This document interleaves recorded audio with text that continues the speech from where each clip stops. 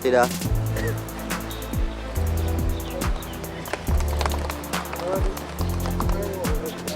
আমি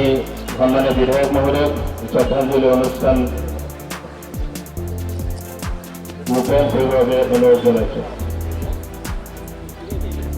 ইতিমধ্যে এইটো অনুষ্ঠান আৰম্ভ হৈছে ২৬ জানুৱাৰী তাৰিখৰ পৰাই আমাৰ ইয়াত অনুষ্ঠিত হৈছে বন্তি প্ৰজ্বলন কৰা হৈছিল সেইদিনা শ্বহীদ তৰ্পণ কৰা হৈছিল আৰু যোৱাকালি আমাৰ ইয়াতে কৃষিভিত্তিক প্ৰদৰ্শনী এখন অনুষ্ঠিত হৈছে কৃষি বিভাগৰ সৌজন্যত লগতে মীন বিভাগ আৰু অন্যান্য বিভাগেও ইয়াতে ভাগ লৈছে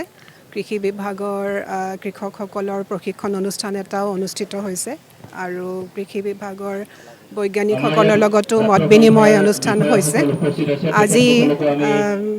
পতাকা উত্তোলন কৰা হ'ল শ্ৰদ্ধা তৰ্পণ কৰা হৈছে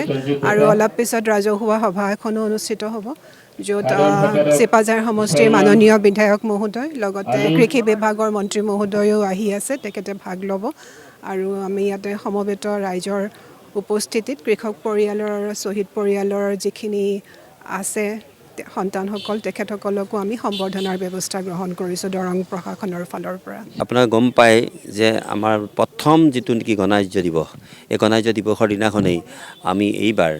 এই অনুষ্ঠানটো শুভাৰম্ভণি কৰিছোঁ যোৱাবেলিৰ দৰে বা আগৰ দৰে।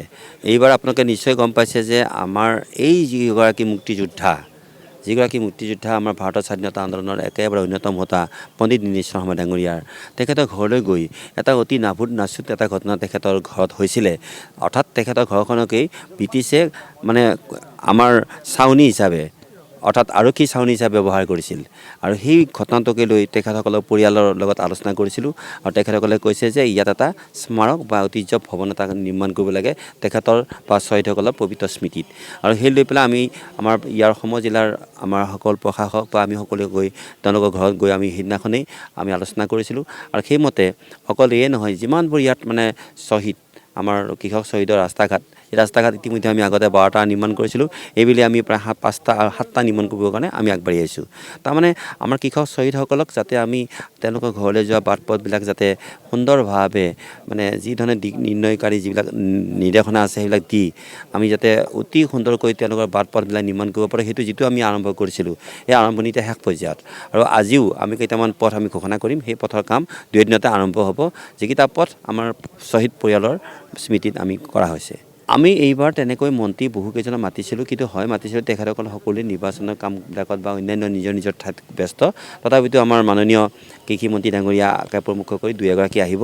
আৰু আমাৰ যিসকল আমাৰ বিশিষ্ট ব্যক্তি আৰু দৰঙৰ গোটেই মানুহখিনিকে মতা হৈছে এইটো আমাৰ উৎসৱ এই উৎসৱত মানে প্ৰত্যেকেই গম পায় যে আজিৰ দিনটোত তেওঁলোক আহিবই ইয়াতে সকলোৱে ইয়াতে আমাৰ কৃষক শ্বহীদসকলক প্ৰণাম জনাবই গতিকে এই যিটো নেকি আমাৰ এটা উৎসৱমুখৰ পৰিৱেশটো আমি ম্লান পৰিবলৈ দিয়া নাই আৰু সেইকাৰণেই যি ধৰণে আমি 3 দিনীয়া কাৰ্যসূচী আগতে আৰম্ভ কৰিছিলোঁ উৎসৱমুখৰ এইবাৰো উৎসৱমুখৰে হ'ব মাথোন আমি অকণমান ৰাজনৈতিক যিটো নেকি পৰিৱেশৰ কাৰণে সেই দিশটোত আমি বেছি গুৰুত্ব দিয়া নাই।